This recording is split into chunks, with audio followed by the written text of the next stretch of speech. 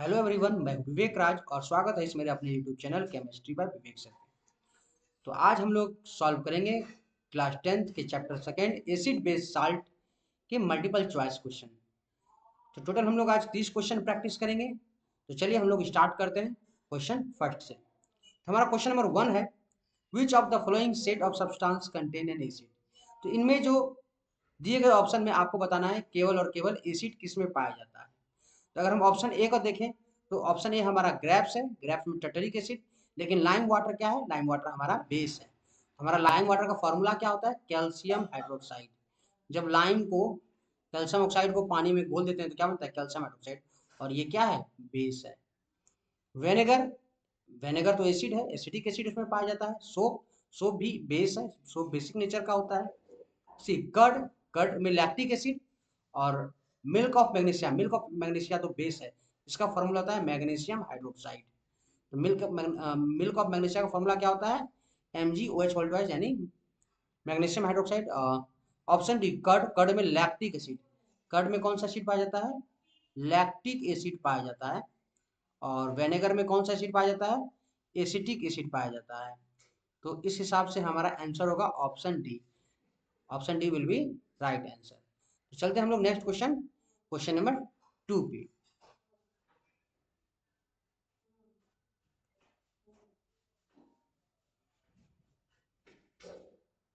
तो question number second है, विच of the following is strong base.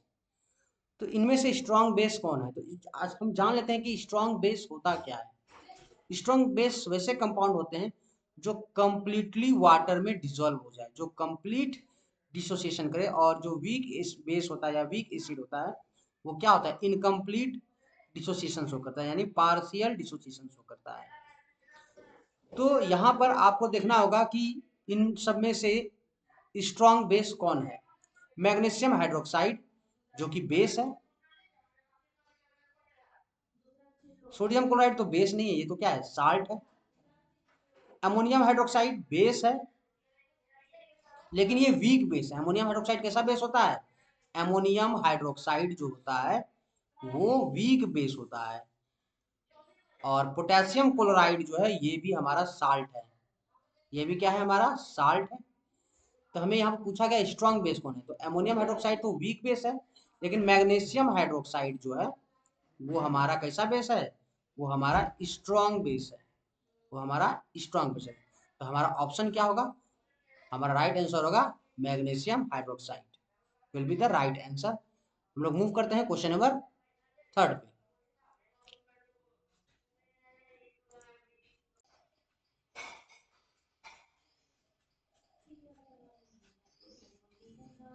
तो हमारा क्वेश्चन थर्ड है, the substance having a tendency to lose one or more protons are called.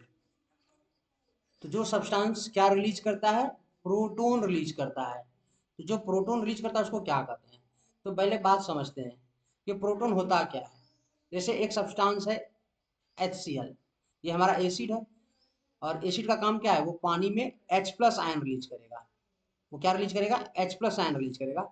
और इसी H+ को हम लोग क्या कहते हैं? इसी H+ को हम लोग कहते हैं प्रोटॉन। तो H+ को क्या कहा जाता है? प्रोटॉन कहा जाता है। तो हमारा क्वेश्चन है, the substance having tendency to lose one or more proton. ऐसे सब्सटेंस जो एक या एक से ज्यादा प्रोटॉन रिलीज करे, यानी एक या एक से ज्यादा H+ आयन रिलीज करेगा, उसे हम क्या कहेंगे? उसे हम एसिड कहेंगे। तो हमारा option A will be the correct answer. Next चलते हैं हम नेक्स्ट क्वेश्चन पे, question number 4। The substance whose aqueous solution changes the blue litmus to red.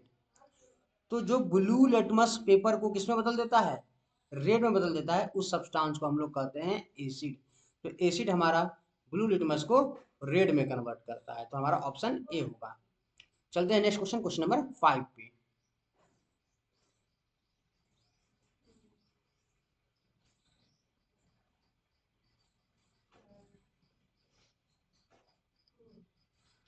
N acid that produces large number of H+ ions in aqueous solution are called.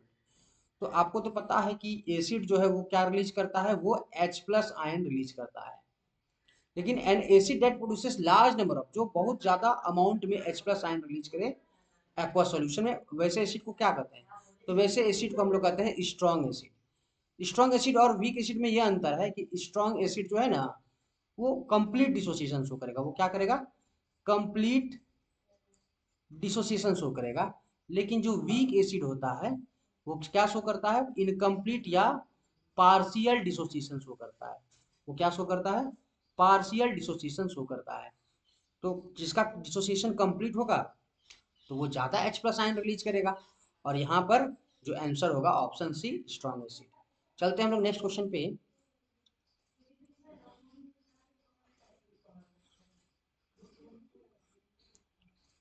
When equivalent quantities of acid and base are mixed, salt and water are formed. The reaction is termed as।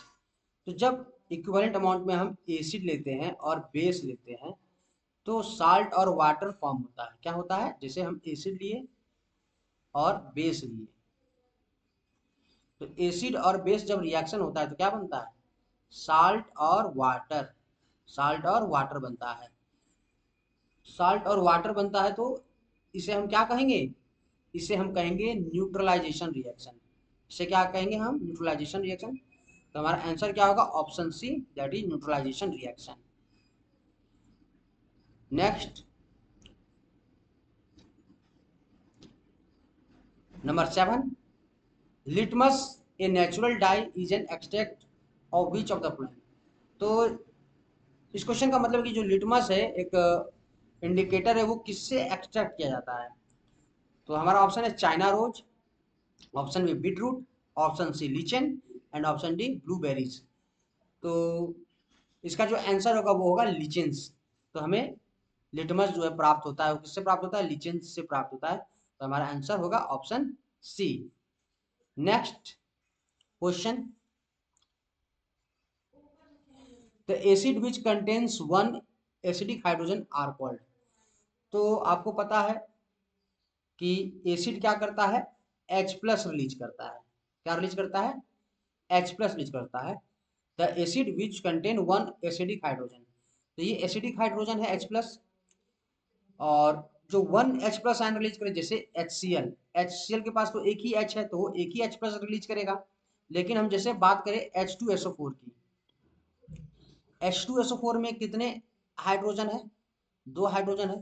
तो ये कितना H plus release करेगा? ये 2 H plus release करेगा। तो ये कैसा acid है? ये HCl हमारा मोनोप्रोटिक एसिड है, और H2SO4 कैसा है? डाइप्रोटिक एसिड है, क्योंकि ये 2 H प्लस आयन रिलीज कर रहा है। तो हमारा क्वेश्चन है the acid which contain one acidic hydrogen.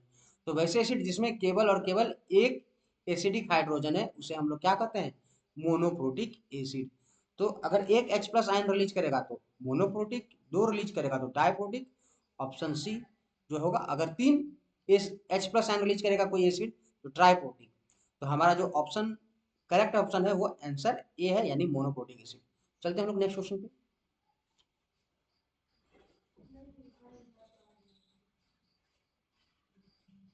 Next question है, turmeric is a natural indicator on adding its base to acid and base separately, which colours would be observe. तो जब एक बार आप टर्मरिक पाउडर को या turmeric paste को एक बार acid में अप्लाई करेंगे और एक बार बेस में, तो एसिड में जैसे हम टर्मरिक पाउडर ऐड करेंगे तो वो कलर चेंज नहीं होगा, यानी वो कलरलेस रह जाएगा। यानी वो येलो कलर का था तो येलो ही रह जाएगा। तो यहाँ पर क्या होगा? कलरलेस। क्या हो जाएगा? कलरलेस। एसिड के साथ वो कलरलेस ही रहेगा। लेकिन जैसे ही हम टर्मरिक पाउडर को बेस में ऐड करेंगे तो वो क्या हो जाएगा? रेड हो जाएगा। तो एसिड के साथ कोई रिएक्शन नहीं करता है, लेकिन बेस के साथ रिएक्शन करके वो रेड कलर प्रोड्यूस करता है।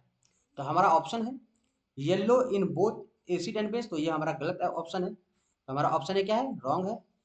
ये yellow in acid and red in base. तो ये तो सही लग रहा है कि अगर हम टर्मरिक पाउडर एसिड में डालेंगे तो सॉल्यूशन तो येलो होगा, लेकिन वो टर्मरिक की वजह से होगा। ठीक है ना?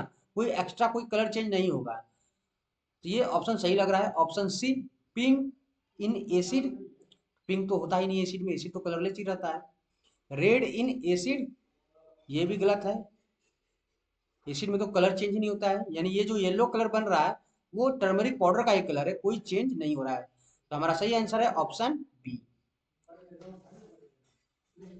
हम लोग अब चलते हैं नेक्स्ट क्वेश्चन पे, क्वेश्चन नंबर 10 पे।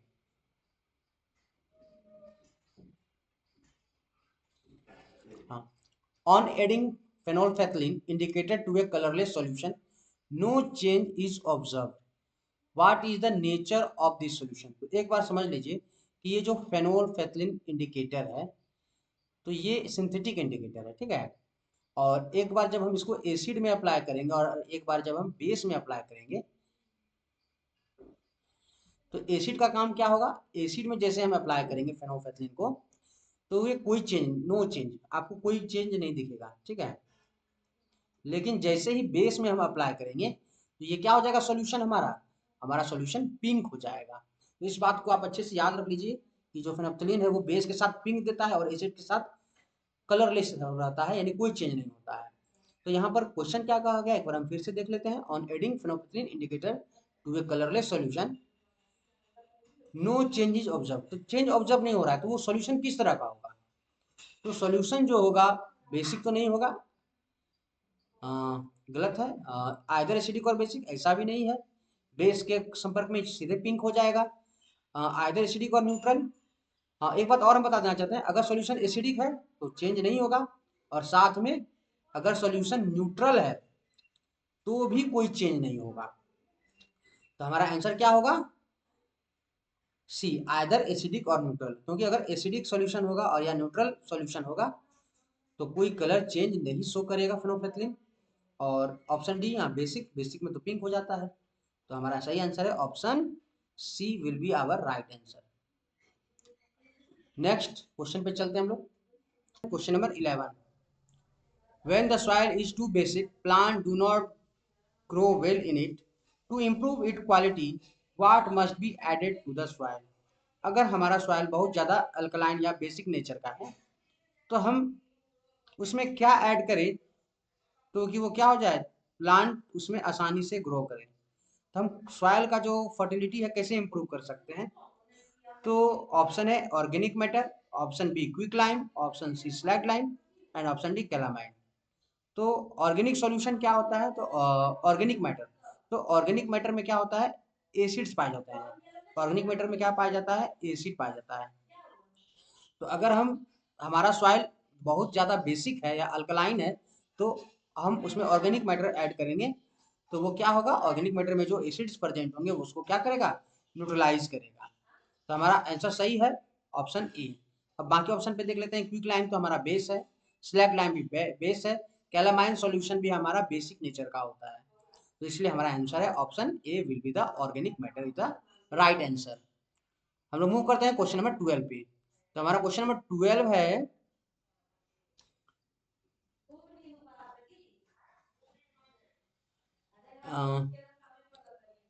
an ionic compound that is formed when an acid neutralizes and base, sorry एक बार क्वेश्चन हम फिर से पढ़ते हैं। तो हमारा क्वेश्चन नंबर 12 है, an ionic compound that is formed when an acid neutralizes base is called। तो जब आयनिक कंपाउंड फॉर्म होता है तो हमारा क्वेश्चन नंबर 12 है, an ionic compound that is form when an acid न्यूट्रलाइजेज A base is called. तो जब acid और बेस का रिएक्शन होता है तो उसमें से एक आयनिक कंपाउंड बनता है। तो आपको सबको पता है एसिड और बेस का रिएक्शन से साल्ट और वाटर बनता है। क्या बनता है, साल्ट और वाटर बनता है। इसमें जो साल्ट होता है वो किस तरह का कंपाउंड होता है, वो एक आयनिक कंपाउंड होता है। वो कैसा कंपाउंड होता है, आयनिक कंपाउंड होता है। तो हमारा ऑप्शन क्या होगा, तो एसिड रॉन्ग आंसर है, बेस भी गलत है, ऑप्शन सी गलत, ऑप्शन डी सही। तो हमारे एसिड बेस के रिएक्शन में साल्ट का फॉर्मेशन है और साल्ट क्या है, हमारा एक आयनिक कंपाउंड है। Next we will move to question number 13। तो हमारा क्वेश्चन नंबर 13 है, salts that formed by reaction of weak acid and strong base। तो बहुत अच्छा क्वेश्चन है। जब वीक एसिड रिएक्शन करता है स्ट्रॉन्ग बेस, तो आप सबको भी पता है कि एसिड और बेस रिएक्शन करता है तो साल्ट का फॉर्मेशन होता है। तो यही हम पूछना चाह रहे हैं कि किस तरह का साल्ट है। तो देखिए इसका एक ट्रिक है। ट्रिक ये है कि जो स्ट्रांग है, अगर एसिड वीक है और बेस स्ट्रांग है, तो जो भी स्ट्रांग रहेगा साल्ट वैसा ही नेचर का होगा। तो बेस हमारा स्ट्रांग है, तो साल्ट भी होगा वो कैसा होगा, बेसिक साल्ट। तो साल्ट का नेचर कैसा होगा, बेसिक साल्ट होगा। तो जो स्ट्रांग है, तो स्ट्रांग हमारा यहाँ बेस है, तो बेस स्ट्रांग होगा तो साल्ट बेसिक होगा। तो option C will be the right answer. हम लोग मूव करते हैं क्वेश्चन नंबर 14 पे।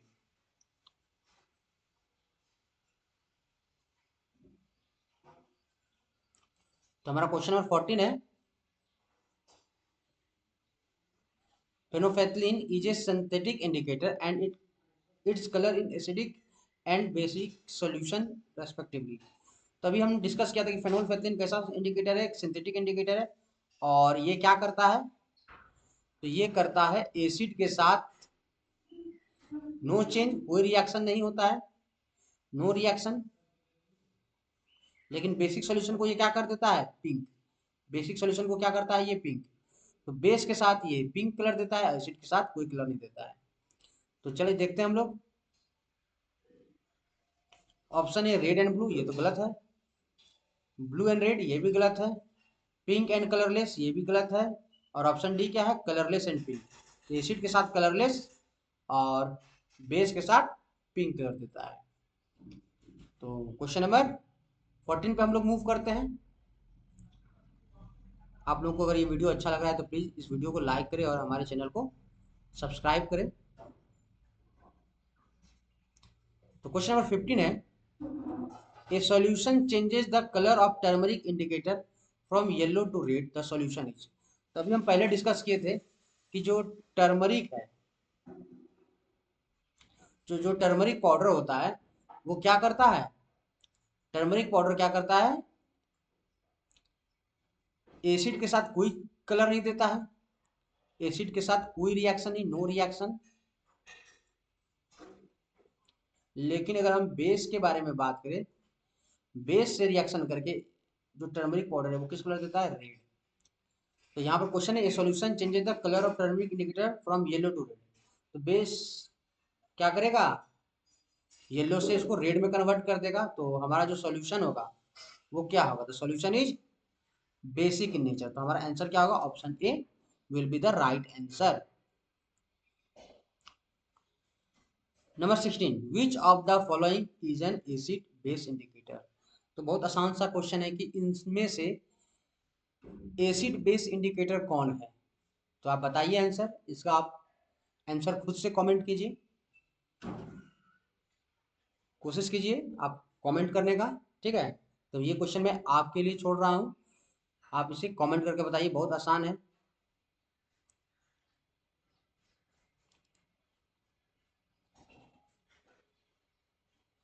Seventeen, salts that formed by the reaction of strong acid and weak base।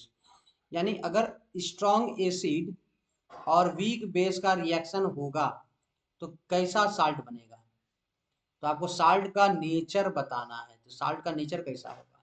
तभी हम बता दें कि अगर जो भी चीज स्ट्रॉन्ग होगा, तो स्ट्रॉन्ग कौन है, एसिड है, तो साल्ट क्या होगा, एसिडिक साल्ट बनेगा। साल्ट कैसा होगा, एसिडिक नेचर का। तो हमारा आंसर क्या होगा, option A will be the right answer.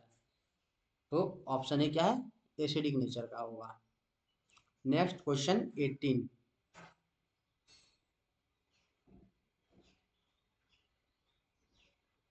Question 18 है, all the citrus fruit contain.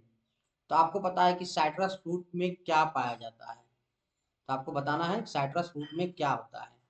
तो साइट्रस फ्रूट कौन होता है, लेमन होता है, इन समय लेमन होता है, ऑरेंज होता है, इन समय पाया जाता है विटामिन सी। क्या होता है, पाया जाता है विटामिन सी पाया जाता है। जितने भी साइट्रस फ्रूट है, लेमन, ऑरेंज, ठीक है, मौसमी, इस समय विटामिन सी पाया जाता है। और विटामिन सी का जो केमिकल नाम है वो है एस्कॉर्बिक एसिड।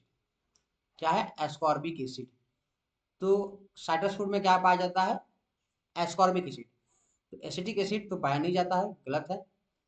तो ऑप्शन बी हमारा राइट आंसर है। लैक्टिक एसिड तो दूध में पाया जाता है।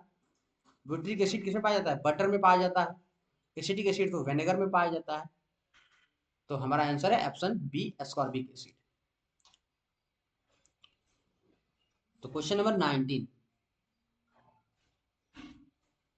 All the acid and base react together to form salt and water, the reaction is called. तो देखिए ये क्वेश्चन हम पहले भी डिस्कस कर चुके हैं कि जब एसिड और बेस का रिएक्शन होता है तो क्या फॉर्म होता है। तो इसका आप जवाब खुद से दीजिए। क्वेश्चन नंबर 19 का आंसर आप कमेंट देके करेंगे, ठीक है। आप काफ़ी समझदार हैं, आप जरूर कमेंट कीजिएगा, आई होप। तो क्वेश्चन नंबर 19 का खुद से कमेंट कीजिए। नंबर 20 क्वेश्चन पे देखते हैं। नंबर 20 क्वेश्चन क्या है, न्यूट्रलाइजेशन इजन, यानी कहने का मतलब है कि न्यूट्रलाइजेशन रिएक्शन कैसा प्रोसेस है। एंडोथर्मिक प्रोसेस है, एक्सोथर्मिक प्रोसेस है, एडिशन रिएक्शन है या ऑड रिएक्शन है। तो न्यूट्रलाइजेशन रिएक्शन होता क्या है, अभी आपसे हमने क्वेश्चन भी पूछा कि न्यूट्रलाइजेशन रिएक्शन होता क्या है। एसिड प्लस बेस मिलके क्या बनाता है, salt and water, salt and water. तो जब हम एसिड बेस ऐड करते हैं तो वो भी एक्वस होता है, बेस भी क्या होता है, एक्वस सॉल्यूशन होता है, और साल्ट भी बनता है वो भी एक्वस सॉल्यूशन होता है। तो वाटर प्रोड्यूस होता है। तो वाटर प्रोड्यूस कैसे होता है, एसिड में क्या होता है H प्लस होता है, और बेस में क्या प्रेजेंट होता है OH माइनस। तो OH माइनस प्रेजेंट होता है, तो H प्लस और OH मिलता है ना, तो वाटर बनता है। क्या बनता है, वाटर। तो यहाँ पर बॉन्ड फॉर्मेशन हुआ H और OH के बीच में, और बॉन्ड फॉर्मेशन क्या होता है, एक्सोथर्मिक होता है। बॉन्ड फॉर्मेशन क्या होता है, एक्सोथर्मिक होता है। तो बॉन्ड फॉर्मेशन से ये रिएक्शन क्या कहलाता है, ये रिएक्शन एक्सोथर्मिक होता है। तो न्यूट्राइजेशन कैसा प्रोसेस है, एसिड सॉरी एक्सोथर्मिक प्रोसेस है। तो हमारा आंसर क्या होगा, option B will be the right answer. चलिए क्वेश्चन नंबर 21 पे हम लोग मूव करते हैं। The number of acidic hydrogen atom present in molecule of acid is called. सुनिए, ये बहुत ही इंपॉर्टेंट टर्म है कि एसिडिटी क्या होता है और बेसिसिटी क्या होता है। तो एसिडिटी और बेसिसिटी अभी आपको देखने को मिलेगा। तो एसिडिटी क्या होता है, अगर जब हम हाँ सॉरी जब हम एसिड के बारे में बात करेंगे तो जितना एसिड के पास H प्लस आयन है उतना उसका बेसिसिटी होगा। अगर जैसे एक एसिड का उल्टा हम बात करेंगे, तो जब किसी एसिड के पास एक H प्लस आयन है तो उसकी बेसिसिटी कितनी होगी, 1 होगी। जब उसके पास दो H प्लस आयन होगा उसकी बेसिसिटी क्या होगी, 2 होगी। और जब किसी एसिड के पास 3 H प्लस आयन प्रेजेंट होगा वो क्या होगा, उसकी बेसिसिटी 3 होगी। तो एसिड के लिए हम क्या यूज करेंगे, बेसिसिटी, और बेस के लिए क्या करेंगे यूज, हम एसिडिटी यूज करेंगे। बेस के लिए क्या यूज करेंगे, एसिडिटी यूज करेंगे। तो इसको हम सॉल्व करते हैं।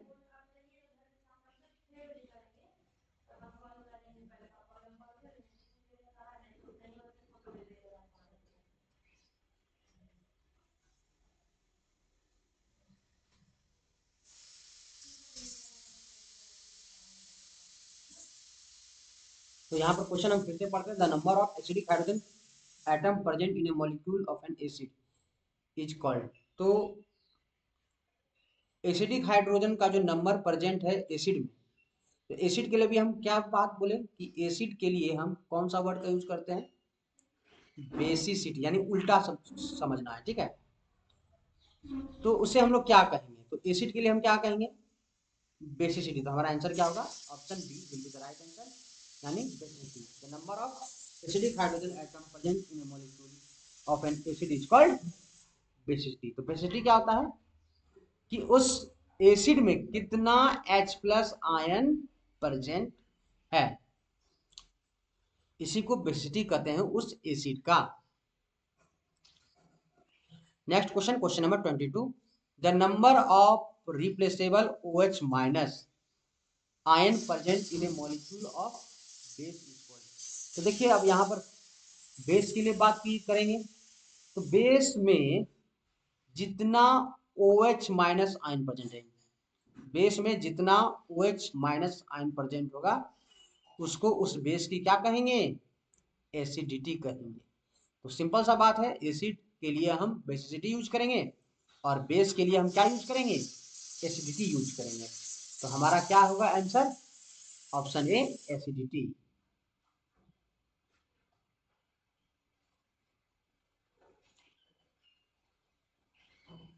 अब हम लोग मूव करते हैं क्वेश्चन नंबर 23 पे।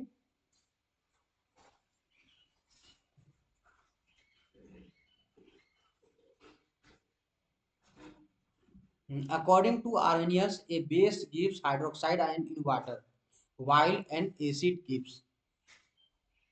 तो according to Arrhenius, a base gives OH minus ion in water, while acid gives. तो देखिए, अगर हम जब भी बात करें एसिड बेस थ्योरी की, तो एसिड बेस थ्योरी का तीन थ्योरी है। कितना थ्योरी है? तीन थ्योरी है। और अभी हम अगले क्वेश्चन में देखेंगे भी। पहला जो थ्योरी है वो आर्हेनियस थ्योरी है। दूसरा जो थ्योरी है वो ब्रोंस्टेड ब्रोंस्टेड लॉरी थ्योरी है। और जो तीसरा थ्योरी है वो है लुइस थ्योरी है। वो कितना थ्योरी है? तीन थ्योरी है। पहला थ्योरी है Arrhenius acid base theory, second है Bronsted Lowry acid base theory, और तीसरा थ्योरी है लुइस एसिड बेस थ्योरी। तो हम इस तीनों थ्योरी के बारे में बारी बारी से डिस्कस करेंगे। तो सबसे पहले हम जानेंगे आर्हेनियस थ्योरी क्या है।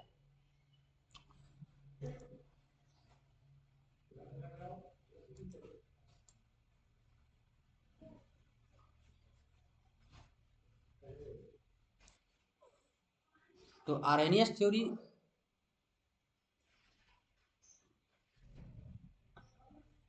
तो अकॉर्डिंग टू आर्हेनियस एसिड क्या है? आर्हेनियस के अकॉर्डिंग, सॉरी,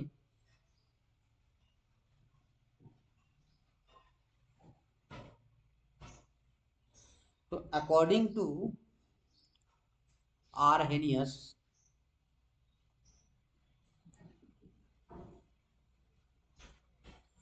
तो आर्हेनियस का मानना है कि एसिड वो सब्सटेंस है जो पानी में डालने पर क्या रिलीज करे? H+। और बेस वो सब्सटेंस है जो पानी में डालने के बाद क्या रिलीज करे? OH-। और क्वेश्चन यहाँ पर क्या देखिए, according to Arrhenius a base क्या है? क्या दे? OH- दे आयन। वाइल एसिड क्या है? एसिड क्या देता है? एसिड H+ आयन देता है, हाइड्रोजन आयन देता है। तो हमारा आंसर क्या होगा? Option A, hydrogen ion. चलते हम लोग क्वेश्चन नंबर 24 पे। According to Bronsted Lowry theory, an acid is a proton donor while a base is. तो यहाँ पर अगर हम देखें तो हमारा जो सेकेंड थ्योरी था वो कौन सा था? अभी जस्ट डिस्कस किया हम लोग, ब्रोंस्टेड लॉरी थ्योरी, जिसे प्रोटोन डोनर एक्सेप्टर थ्योरी भी कहते हैं। क्या कहते हैं? Proton donor acceptor theory. तो ब्रोंस्टेड लॉरी थ्योरी के हिसाब से, इस थ्योरी के हिसाब से एसिड क्या है जी? एसिड है प्रोटोन डोनर। प्रोटोन का कैसे लिखते हैं हम लोग? H+ से लिखते हैं। तो ये प्रोटोन डोनर होता है, और बेस वो होता है जो उस प्रोटोन को एक्सेप्ट कर ले, यानी प्रोटोन एक्सेप्टर। तो आप लोग जान लीजिए कि एसिड क्या होता है? Proton donor. और बेस क्या होता है? प्रोटोन एक्सेप्टर होता है। तो according to Bronsted theory, acid is a proton donor, ये बात तो हम सही कहे अभी। लेकिन बेस क्या है? बेस क्या है? Proton acceptor. तो प्रोटोन एक्सेप्टर किसमें है? ऑप्शन ए में। तो option A will be the right answer. अब हम लोग मूव करते हैं 25 पे, क्वेश्चन नंबर 25।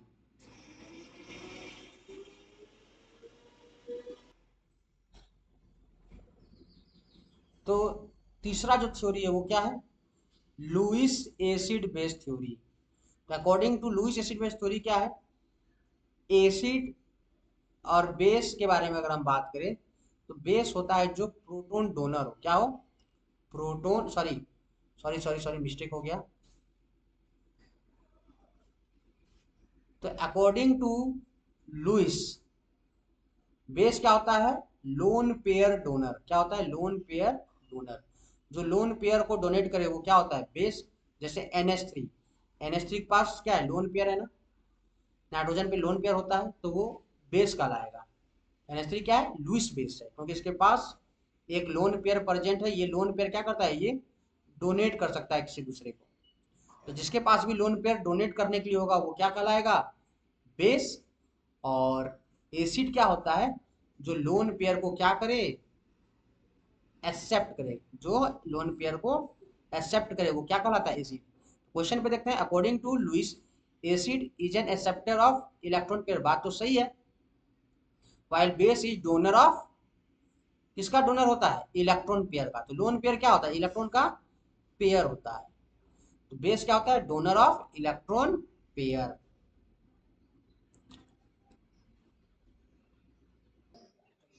अब हम लोग देखते हैं question number 26, the correct way of making a solution of acid in water. तो हम लोग एसिड का सॉल्यूशन कैसे बनाते हैं, क्या करेक्ट वे है, क्या करेक्ट मेथड है, क्या क्या कौन सा तरीका सही है एसिड बनाने का। Option A, add water to acid. हम लोग एसिड में कभी भी वाटर ऐड नहीं करेंगे, क्योंकि जो रिएक्शन होता है वो काफी ज्यादा हीट प्रोड्यूस करता है और तेज रिएक्शन होता है, जिसके चलते वो क्या होगा, बहुत ज्यादा हीट रिलीज करेगा और हमें इंजरी हो सकता है। ऐड एसिड टू वाटर, हाँ अगर सॉल्यूशन टैब में क्या हो, कंटेनर में वाटर प्रेजेंट हो और उस पर हम क्या ऐड करेंगे, थोड़ा थोड़ा करके एसिड ऐड करेंगे। तो ये तरीका सही लग रहा है, ऑप्शन बी सही लग रहा है। मिक्स एसिड एंड वाटर कभी भी एक साथ नहीं मिलाएंगे, ऑप्शन सी गलत है। Option D, add water to acid, तो एसिड में तो वाटर ऐड नहीं करेंगे, हम तो पहले बोले। क्वेश्चन 27 में, the formula of washing soda is. तो वॉशिंग सोडा का फॉर्मूला क्या होता है, तो वॉशिंग सोडा का फॉर्मूला होता है sodium carbonate 10 molecule of water.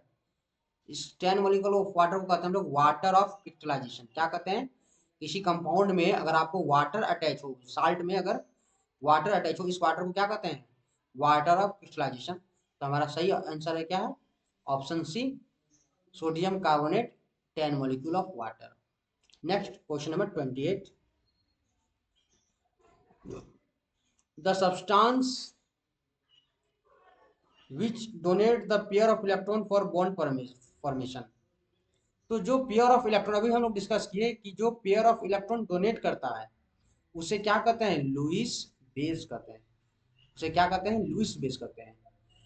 Electron pair donor theory भी इसे कहते हैं। तो लुईस थ्योरी को क्या कहते हैं, electron pair donor, electron donor acceptor theory कहते हैं। तो जो इलेक्ट्रॉन पेयर को डोनेट करे, जैसा कि हम एग्जांपल दिए NH3, NH3 के पास लोन पेयर है, ये अपना इलेक्ट्रॉन डोनेट कर सकता है बॉन्ड फॉर्मेशन के लिए, तो उसे क्या कहते हैं, बेस, लुईस बेस कहते हैं। तो हमारा आंसर होगा ऑप्शन बी। नेक्स्ट मूव करते हैं क्वेश्चन नंबर 29 पे। हाँ, एलम्स, एलम्स क्या होता है, तो एलम्स फिटकरी को कहते हैं और इसका फॉर्मूला होता है potassium sulphate K2SO4 Al2SO4 into 24 molecule of water. तो इसको हम लोग क्या कहते हैं, पोटास एलम। और जो पोटास एलम जो फिटकरी होता है वो एक तरह का डबल सॉल्ट होता है। वो क्या होता है, डबल सॉल्ट। आप देख भी रहे हैं, एक सॉल्ट तो ये है K2SO4 और दूसरा सॉल्ट क्या है, Al2SO4। तो ये डबल सॉल्ट है और साथ में ये क्या है, वाटर ऑफ क्रिस्टलाइजेशन है। तो पोटास एलम क्या है, एक तरह का डबल सॉल्ट है। एक एग्जांपल और लेते हैं, KCl MgCl2 plus 6 molecule of water. ये भी एक तरह का डबल सॉल्ट है, इसका नाम है कार्नालाइट। क्या नाम है, कार्नालाइट। ठीक है, ये भी एक हमारा डबल सॉल्ट है। अब तो लास्ट क्वेश्चन है हमारा question number 30, double salt usually have which molecule attach to their crystal. तो अभी हमने डिस्कस किया कि डबल सॉल्ट में कौन सा मॉलिक्यूल अटैच होता है। तो इसका आप खुद से जवाब दीजिए कि डबल सॉल्ट में कौन सा मॉलिक्यूल अटैच होता है। अभी हमने बताया था एक double salt KCl MgCl2 6 molecule of water. तो डबल सॉल्ट, ये एक डबल सॉल्ट, इसका नाम है कार्नालाइट। इसमें कौन सा मॉलिक्यूल अटैच होता है, इसमें वाटर मॉलिक्यूल है। कितने वाटर मॉलिक्यूल, 6 वाटर मॉलिक्यूल। अभी हमने फिटकरी का भी फॉर्मूला बताया था, पोटास एलम का भी, तो उसमें भी कितना वाटर मॉलिक्यूल था, 24 वाटर मॉलिक्यूल प्रेजेंट था। इसका आंसर क्या होगा? Double salt usually have which molecule attach to their crystal, तो that is answer B, that is water molecule attach होता है।